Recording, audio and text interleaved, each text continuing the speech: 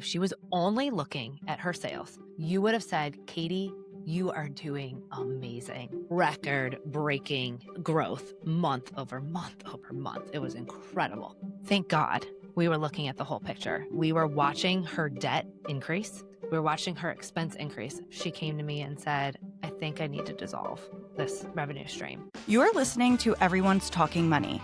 Whether you're here to crush debt, build wealth, or finally feel in control of your cash, you are in the right place. Let me ask you something. Are you making money in your business, but still not paying yourself? Or maybe your QuickBooks is open in one tab while your anxiety spirals in another. You are not alone, and you are definitely not bad with money.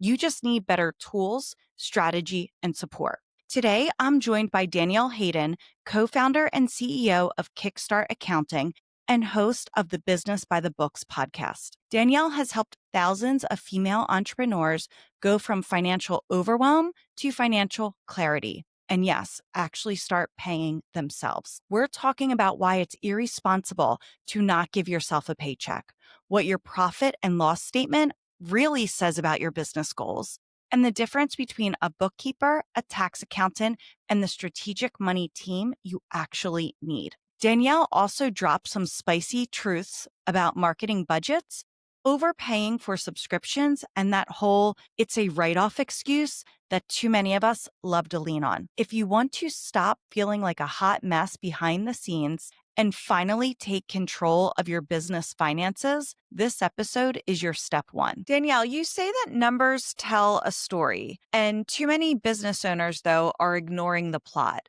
So let's start there. What do you think is the biggest myth female entrepreneurs believe about their business finances that keep them stuck? I'm going to give you two. One is I'm not a numbers person. I was never good at math. I'm not good at this. And so we avoid the topic altogether. And the other piece of this is that we are fed a story in social media and in movies and television that we are not good with money, that we're overspenders, beautiful marketing done by like Target and Amazon, that we need Starbucks and overspend at Target. I have Amazon packages at our door every day. So we get fed these messages that we're overspenders and we're bad with money. We then arrive in business and you can't leave your personal life and everything you just saw at the door and check into work. And so we come into entrepreneurship and suddenly we feel like we're not supposed to spend any money. We need to conserve and we need to cut back. We need a budget, and it keeps us from actually investing in the things that are going to grow our business. Yeah, I mean, whether you're a business owner or not, I hear it all the time. Well, I'm just not good at math. And it's like, yeah, you still need to know what's going on with your money. Yeah. And it's simple math. It's like subtraction in You and don't out. even need to do the math. Right. Like as a CEO, like I don't even want you doing the math. I want you just like you started understanding the story. I literally want you to look at the numbers as a story of what's working and not working in your business. It really has nothing to do with math or the actual number. Right. Understanding the seasonality of your business, getting a return on investment on ad spend or, marketing efforts that you have. You need to look at all of that stuff to really understand what's working and what isn't as a business owner. You talk about roles on your money team. Again, if it's like, well, I just hate that stuff, or I hate talking about it, I hate looking at it. You need to have financial people on your team when you are a business owner. So yes, it takes some of the onus off of you. So that's good. But who are these people? Because if you're not going to pay attention to your money and your numbers, someone needs to. Yeah. So I believe we need to have 4 members on our money team. And when we're first starting out in business, there's the kind of 3 phases of entrepreneurship. We start as an entrepreneur, visionary, casting the vision. I've got this amazing idea. I'm really good at this thing. And we go off to see if we can make it work, to prove the concept, to bring in our first customers. And that I consider entrepreneurship. And then once we have a validated concept, clients and customers who are consistently purchasing from us, we enter what I call the small business phase. And at that small business phase, it's usually when we need what I call outside services. So you're not ready to be an expert in all areas of business because you came into business because you were really good at your craft and you don't you don't have to be good at all this business stuff. In fact, most of our clients are like, all right, now I need another business signed. So as you become a small business owner, you need to have outside services, people like your bookkeeper, CA, tax accountant, attorney, right? These are all areas that I don't want you to be an expert in. And then as you move through your small business journey into being a CEO, as a CEO, this is where you start actually building a team and you become the person who can manage the actual functions. Now, I give you all that because it is very normal for your first few hires in business, especially around your money team, to be outside services. And the number one person on that team is your bookkeeper. And it's often overlooked, right? We don't think of our bookkeeper as being this core member of our business. But how do you file your tax return without your bookkeeping being complete? And how do you make payroll or forecast your cash or build a budget or make a strategic business decision without accurate bookkeeping? And so at Kickstart Accounting, our mission, our goal is to help people understand that it all starts with bookkeeping. We have to have a solid bookkeeper as a part of our money team. Once we have that, then we're ready to add on our tax accountant. And that's the person who's going to file the tax return. Unfortunately, in entrepreneurship, we reverse those two roles. Often I hear, I hired a tax accountant and they're not able to answer all my questions. They're frustrated with me. Ask business questions or bookkeeping questions. Because guess what? All they want to do, they want to file your tax return, and that's their job. Then we have a business coach or CFO and a financial advisor. You just hit on one of my pet peeves that I see all the time when I'm in different Facebook groups, women in business groups, very entrepreneurial women with great ideas. And they say, I'm starting a business. I hired an accountant. And many people don't understand what an accountant's job is. Right. And it's to file your taxes. And that's pretty much it. If you, accountants don't get mad at me, but they are not going to give you the advice that you're looking for. If you're asking for strategy and how can I do this, they're going to process the numbers, and you need other resources besides an accountant. But it's always, I see it all the time. I hired an accountant, and I'm like, but there's nothing to even file. You don't have anything to file yet. We don't have anything yet. And so understanding the roles and because an accountant, they're looking in the rearview mirror. They're looking at what happened, and we can't change what happened, whether it's your personal taxes or your business. They're looking in the rearview mirror, and we can't change that. We can, look at our charitable contributions and do all that stuff, like in order to create some numbers on our taxes, but we can't change what happened. You need someone to help you look through the windshield, right? We need to look through the windshield. We need to look forward. And that's where those other members of the team are. And we don't want to put the pressure on the accountant to try to answer these questions because that's not their wheelhouse either. Well, trust me, you said accountants don't be mad at me. Most of them are cheering right now because, to be fair, I sat for my CPA. I have my master's degree in accounting. We didn't learn how to create a business or what the best business was to create.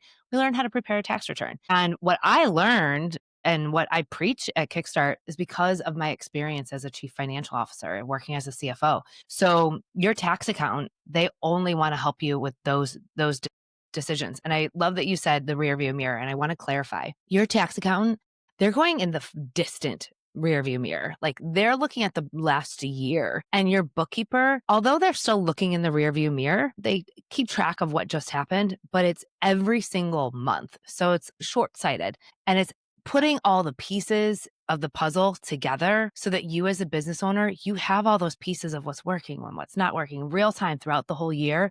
So that then your CFO, your coach, and your financial advisor, they can come in and say, all right, now what are the goals that we want to set? How do we create this budget around your goals? And how do we get you to the next level? If we're continuing with this car analogy and really beating it into the ground, the bookkeeper is kind of in the passenger seat with you, right? Or your GPS. Yes. They Oh, I tell like you that. where you've been and where we're going. We can decide where to go. Is that the right turn to make? I don't know. Let's see. What did we do in the past? And kind of go with you that way. One of the things you do well at Kickstart is you help clients see their spending in percentages. So what are the more common areas where business owners are either overspending or seriously underspending? So here's something that really surprised me over the last 10 years. So when I first started Kickstart 10 years ago, I thought we made business decisions pretty like black, white, cut, dry. It's not that way at all, right? We have a lot of emotions and history that we're bringing into our spending. And this funny thing happens when clients get on a call with us. So we do financial review calls as part of our monthly service package. So clients get on their monthly call and they get on the call and they got their shoulders all scrunched up and they're like, okay, they're all braced. They're like, all right, tell me. I'm like, tell you what? Where do I have to cut back? We're about to just come in and axe away all of their spending. And that has been something that we work really hard with our clients to put your shoulders down, straighten your spine. In business, especially as women, we have to spend money in order to be able to calibrate to our goals. And so if a client says to me, my goal is to hit top line revenue, I really am focused on high volume growth. I want to see that hockey stick this year. So what I should see in their business is spending in advertising and marketing. So the way we set up our chart of accounts, we group those categories. And so I should see you running paid ads, PR, podcasting, maybe a marketing coach, consultants. I should see you spending money in that area to meet your goal. Now, here's another surprising thing. Is not everybody's in growth mode. I thought in entrepreneurship, we always had to be on the hockey stick roller coaster. We don't. And we have a lot of clients who want to find balance in their life. And they are working on creating systems and software, automation. And so during those times, I want to see you spending more in operating expenses. Traditionally speaking, this is between 5 and 8%.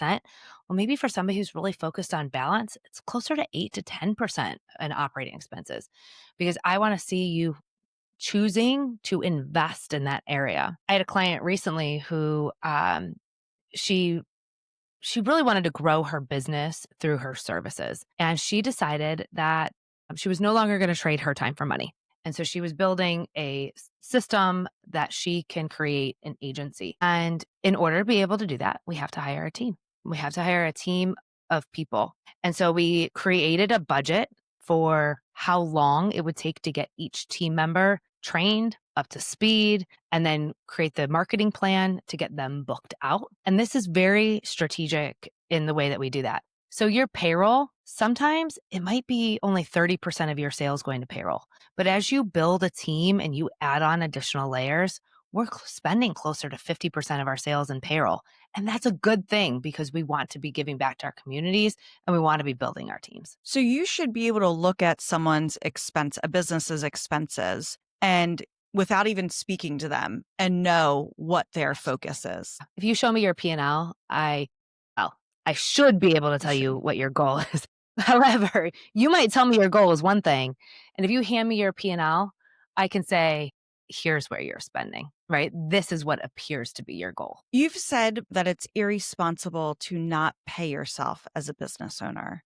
And it's a very strong statement, but I do think it's necessary because it's kind of, I don't know where we learned it, but it's just everyone believes, put all the money back into the business, put everything back into the business. And a part of that's true, but I think we've taken it to an extreme where then we're hurting ourselves and our household by never collecting a salary or collecting any type of paycheck for our efforts. Why do you think so many high earning female entrepreneurs still struggle to cut themselves a paycheck? There's a few things that go into this, and part of it's just education. I don't know how. I don't know how to actually physically take the money out of my business. I've been a W-2 employee my entire life. I don't know physically, like tactically, how much money to take without hurting my business. And that is one of the number one questions we get from our clients. How much can I afford to pay myself? I want to leave enough in the business to keep hitting my goals and reinvesting back in the business, but I want to be paid. I just don't know how much to take, especially if my business has seasonality. So tactically speaking, it's just not knowing actually how and how much to actually take from our business. There's also a little bit of a superhero complex here. We think that we need to do it all, that we're like stealing from our business, we're taking from our business, we're taking something away. And look, we work with some of the most passionate, amazing entrepreneurs I could ever imagine working with. And they want to do well. And because they want to do well so desperately, we think that we need to leave all of that money in there and pay everybody else. and like, I'm not good enough. I'm not enough to need to get paid. And it creates this animosity, creates animosity from you, your family, and eventually from your business because your team see how you value yourself. Likely there's a difference between what can the business afford and what does my family need or what does my household Mm. need. So, can you walk us through an example of how you help a client navigate those two numbers? Yeah. I'm going to go back to building a budget because these are tools in our toolbox as CEOs. So you as a CEO of your business can pull out these tools when you need to make these types of decisions. And so a budget, now there's two different budgets. There's a budget for our family, a personal budget, and then there's also a business budget. So I want you to set the personal budget first. And this is like a needs and wants budget. What does our family need? Like I literally cannot do without these dollars in my personal bank account. My family will have to seriously go without or be in hardship without. So a needs budget.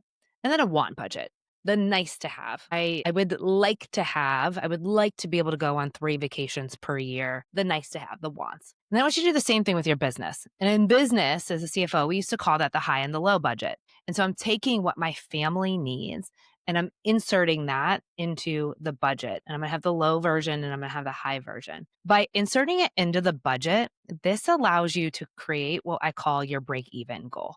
So if I need $10,000 a month to pay myself, and then I need another like, $15,000 to operate the business. I know that my goal, $5,000 per month in sales. So instead of breaking even to where I'm at now, I'm going to break even to where I want to be. But we can't do that unless we've set a budget. How do we, though, do that to where we want to be without getting discouraged if we're not hitting those numbers? Why do we need to not be discouraged? Like I think we get really uncomfortable in entrepreneurship. And I hear what you're asking, but I think that being discouraged and not hitting the numbers, it's part of the journey. And the growth is saying, well, what didn't work here? What worked? What didn't work? It's not a report card. You're not failing. So we have this whole report card syndrome, I call it, where we were told whether or not we passed or failed our entire lives. So we come out of the traditional school system and now you get your financial statements every month. You're like, "Oh, well, did I fail? Are they going to send me back? Are they going to take this thing away that I love?" And it's not a pass or fail. It's if you are losing money this month, it is an opportunity to ask what worked and what didn't work. Okay, now next month I get an opportunity to try again and then again and again. And the only way you're not going to learn from it is if you're not looking at the numbers and asking yourself what worked and what didn't work and what changes do I need to make. What are some rules of thumb to spend? You mentioned automations or software, how much that should reflect, but how much ballpark should you be paying yourself should be spent on marketing and advertising if you're in growth mode, on office like day-to-day expenses? Like what are some ballparks just so for our business owners can kind of go back and check their numbers and see where they fall? So I'm going to give you a link that you can put in the show notes where listeners can go and download a worksheet and follow along because I know this is a lot for me to say verbally and for you not to see it. So you'll have that link. But in terms of advertising and marketing, I want a healthy business who is in growth mode. I want you spending between 8 and 10% of your sales in advertising. As you're in maintenance mode, you might be building your business through referrals, referral partners. So maybe that comes down so that you can spend money in other areas. But if you tell me that the goal of your business is growth, I want to see you spending between 8 and 10% in advertising and marketing. Next is those operating expenses we talked about. A healthy business in maintenance mode would be spending between 6 and 8%. So maybe you're on the high end of 8 to 10% of your sales going to operating expenses. If you are testing out different subscriptions, that is a big focus of your business. But if you are under that, like if you're only spending 2% of your sales in systems, I really want you to reflect on that and see what you are doing manually, because it is really important that you're not trying to do everything yourself. You need to have systems in place, and we can't operate lean everywhere, just like we can't overspend everywhere. Next is professional services. So we need to be spending around 8% of our sales in professional outside services. So this includes bookkeeper, tax accountant, VA, operations coordinator, like those people who they're an expert in what they do, and you don't have to be an expert. Next would be payroll. And in payroll, this is going to vary. I really prefer people to be spending between 30 and 50% of their sales on payroll. Again, you can't be high in every area. So if you're spending a lot in marketing, you're testing a lot of systems, you can't also pay you and your team more. So we need to look at each category and know that we can't be high in all areas, but we want to be spending between 30 and 50% of our sales in payroll. I've got two more. Training. We need to have training and consultants in our business. So that involves our coaches, the professionals. Entrepreneurship is the longest growth journey I've ever been on. And so I need all of us as business owners to be investing in that for ourselves and our teams. And so you're going to have between 3 and 5% of your sales going in that area. When you're first starting out and you're in that entrepreneur stage, that we do find that that's the biggest area of spending, but I want to see that come down as you're maturing in your growth journey. Lastly is travel, meals, and entertainment. So we can spend between 3 and 5% of our sales on travel and meals. We can't be spending, this is the area that gets really tricky for people because they'll say to me, it's a tax write off. You're hitting on all my pet peeves. Like, giant eye roll for me. Oh, is it a tax write off? Let's spend $1 to save 40 cents. So please, you should not be taking your family for vacation on your business's dollar. Those are two separate trips. Your family should not be your board of directors so that you can take them to Disney for your board meeting. Treat your business like a business so that you can have a healthy, sustainable, profitable business. So you can go for lending, investors, sell your business one day so that you have something that's healthy and sustainable. And so I don't want to see more than 3 to 5% of your sales going to travel. And my comment back to that is, well, it's a write off, it's a business expense. And it's like, but you're still paying for it. Yes. Someone's still paying for it, and it's you. You don't have a corporate expense account that this big company is giving you gobs of money to spend on entertainment. It's your money. You're still spending it. Would you have spent it if you didn't have a business? Because at the end of the day, you're still paying for it. And I think that that's super important to keep in mind. What if, and I've had this happen with clients that are business owners, they get started and maybe they have a really good jump out of the gate, and they get into these subscriptions and these services and all of it, and it all adds value, but it just eats up too much of their bottom line and it results in them not being able to pay themselves. What's the answer? Because it's like, well, this thing really makes my life a lot easier and I like it, and when I'm bigger and better and I'm more profitable, I'm going to really need that. So I need it right now then too. I know the answer, sometimes just saying, well, you got to bring in more money isn't a fun answer, but like, are there other things to consider? Yeah. So two things that I think are very tactical. Build a budget. So when somebody says that to me, I want to look at what your growth has been month over month and what your growth is in the future. So this is why we offer CFO services and budgeting. It is so important that we're able to take what just happened and then plan for the future. So if I need that software, but when I actually put pen to paper and by taking the results I just had and applying it to the future, I actually won't have enough clients to make me profitable or to make this software worth it for like another 2 years. We'll revisit it in 2 years when it's time, right? So build a budget with your money team so that they can help you see when you will actually need that. The other one is an expense grading worksheet. I created this so long ago and I love the idea. Okay, so I mentioned I came from corporate, and every quarter we met with our board of directors. So this was the private equity firm, the investors, and myself and the CEO and the management team, we would prepare for the board meeting. And we had to go through each line item, each category, each account and each category and compare it to where we thought we would be, compare it to the budget. And if we weren't hitting the budget, we had to explain why. And if we were over budget or we were spending too much, we had to explain why. And so I want you to pretend like you have a meeting with the board. And maybe you even use your money team or your coach to go through this with you, but present to the board.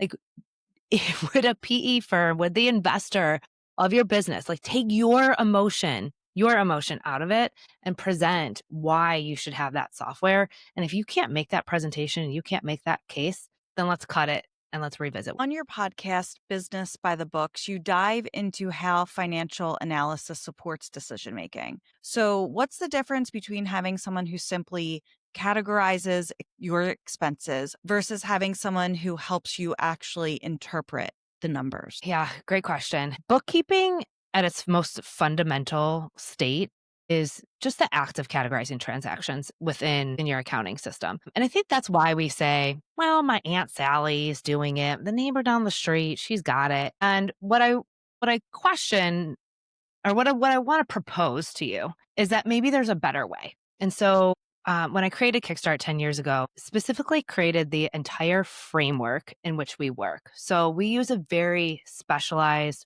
chart of accounts in which we group your accounts together. When we categorize your transactions, we are doing it strategically with a methodology. So it's not I think this could be XYZ expense, right? It is strategic and thoughtful, which then builds your financial statements. What we don't think about is the fact that every time you categorize each transaction, you are putting together the puzzle. So, like each one of those puzzle pieces, you're building that big puzzle. Well, imagine you're building a puzzle and you're putting the pieces in the wrong places. You're never going to have a beautiful picture of your finished puzzle because things are in the wrong place. And so we want to have a team that can put things in the right place so that we have a puzzle to look at in the first place. And then we need to have a money team as part of our team to then be able to walk through those numbers with you. Now, our version of that is we do the snapshot. It is a high level overview of the numbers that is proven with entrepreneurs, thousands of people over the years to be able to help you lead your business as the CEO. And so you don't want to just look at an income statement. I don't want you to just look at a balance sheet or a cash flow statement. You're not a banker, you're not an investor. I want you to look at the metrics like a CEO. And I think you need a CEO dashboard to do that. For someone that has a lumpier business, so more Well, seasonal income, maybe someone that has quarterly receives windfalls quarterly, whatever it is, that's really hard when your expenses are monthly, right? And you need to pay yourself a salary monthly. So how do we balance that out? yeah, build a budget.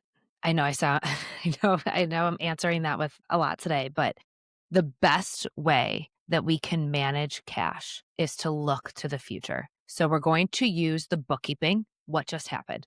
So over the last 12 months, I want you to look at your profit and loss. What happened? What months were good months? What months were poor performing months? What months of the year did you have a high insurance payment?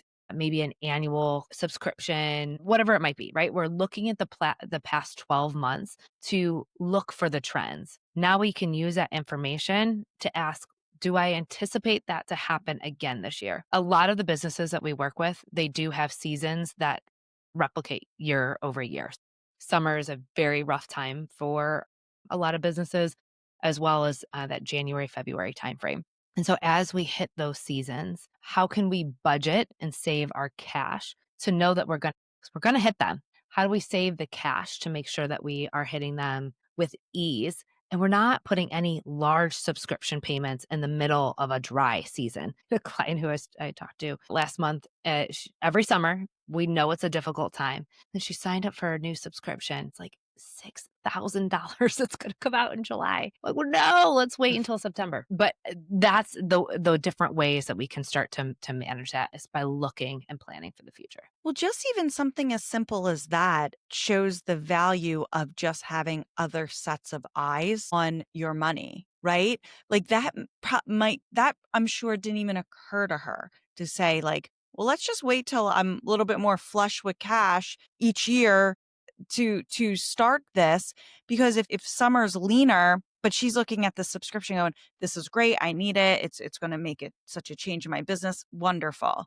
But it's like, just wait 2 months 3 months to sign up for it so then you can actually pay for it versus getting it on your business card now and it potentially sitting there paying the interest and fees the stress of knowing you have this, in your example, $6,000 subscription sitting on the credit card, just by having another set of eyeballs who also happens to know what they're talking about. That always helps, right? Just bringing that point up, it makes such a difference. And I think often, as business owners, we're like, well, I can just do that myself, or I don't want to put that expense on myself, whatever it is. But you think about that someone just bringing something to your attention, how valuable that insight is, in addition to all the other work that they do for you.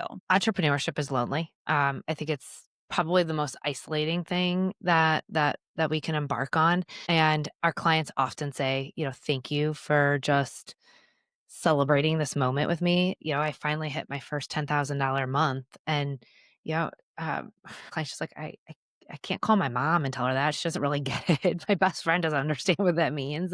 And so having someone to celebrate with, or when things aren't going well and you don't wanna talk about how your business is losing money, maybe to your best friend or even to your spouse.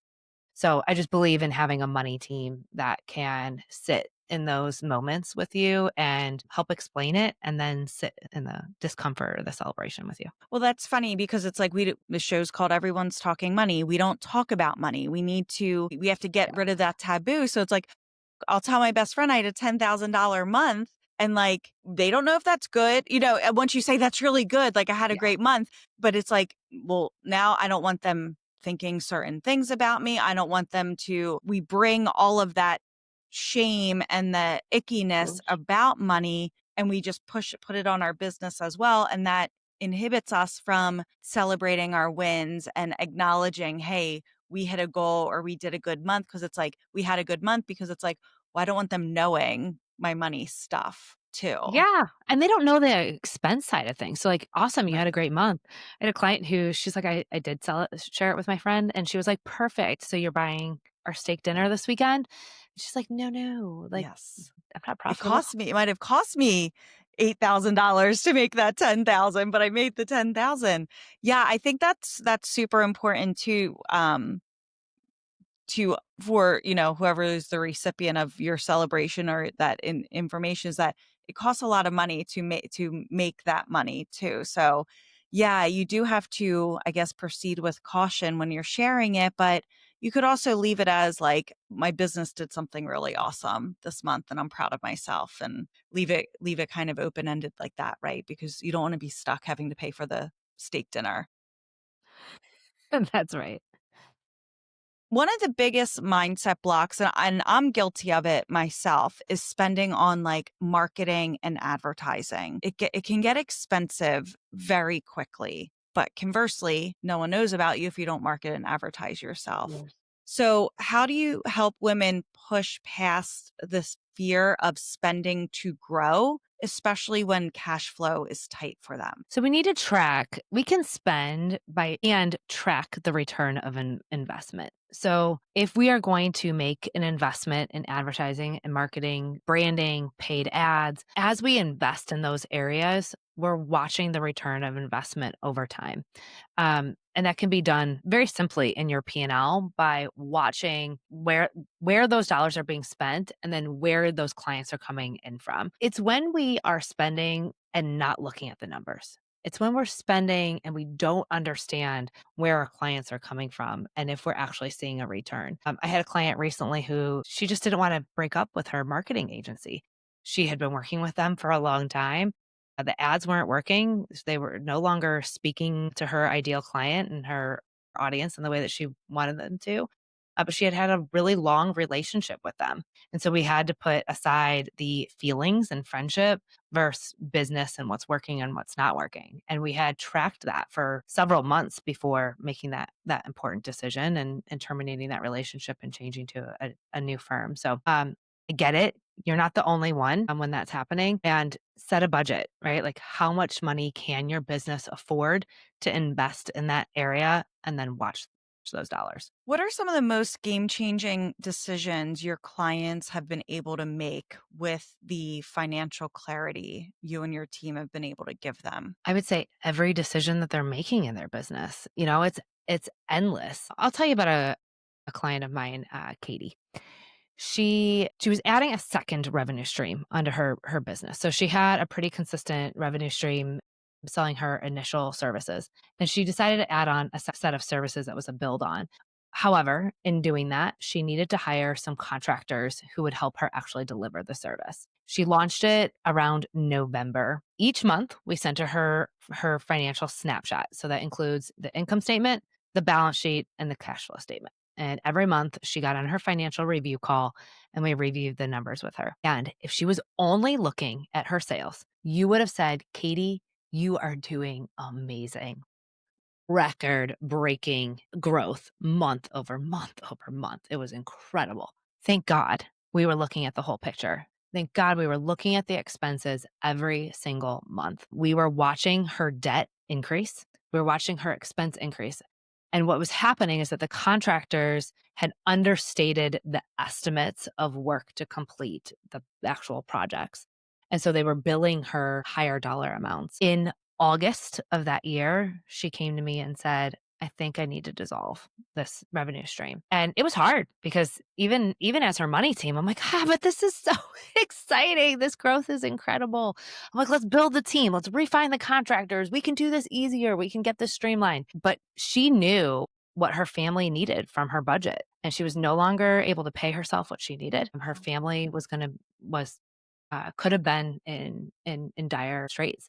And so what I want people to hear from that story, November through August, we're not even talking a full year. Debt through the roof, expenses increasing month over month. If she was only looking at her sales and going off the excitement and buzz of social media and PR, she would have put her family in harm. That's not even one tax season. So if you're only doing your bookkeeping and looking at your finances at tax time, she would have never caught it. She would have never seen it. You hear the saying, it's not what you make, it's what you keep. And that right there proves that, because anyone would see, the average layman would see, oh, you're having all of these sales. This is amazing. This is great, thinking she's making gobs of money off of it. And it's actually doing the opposite. It's costing her money. That is an amazing story. As we're wrapping up, for someone who's listening right now who makes good money at their business, but they feel like they're just a mess behind the scenes financially, what's one small but powerful step they can take today to get on a clearer path when it comes to their business finances? Let go of the shame. You're not alone. Over the last 10 years, working with thousands of business owners, we've seen it all. I mean, people who have been in business for a long time, who are very successful. You are not alone. And so if you are shaming yourself and hiding from it, burying your head in the sand, you'll never have the opportunity to get better. I did a discovery call with somebody yesterday and she said, okay, I'm going to go get QuickBooks organized. I'm going to organize everything. I was like, no. No, no, no, no. Please do not spend the time getting organized. Let people help you. We aren't meant to do entrepreneurship on our own. I have lots of outside services and team members and coaches, and we all deserve to have that community rallying around us. And we can't do that if we're swallowed in shame. So here's the bottom line. You are not a bad business owner if your books are messy. You are not irresponsible if you haven't figured out how to pay yourself yet, but you are doing yourself and your future you a disservice if you stay stuck in the shame and silence. Danielle said it best. You need a money team who knows how to sit with you in the discomfort and the celebration. Whether your business is in a growth season, a maintenance mode, or a rebuild year, you deserve support. Be sure to check out the link in the show notes for Danielle's free budget and spending breakdown resources. And if this episode gave you that push you need to finally start looking at your numbers with clear eyes, share it with a fellow entrepreneur who needs it too. And please don't forget, follow the show on your favorite podcast app so you never miss an episode. Leave a quick rating and review to help us reach more brilliant women like you. And keep the conversation going on Instagram at Everyone's Talking Money. And always remember, money is a tool to help you live life on your terms. Go out and get it.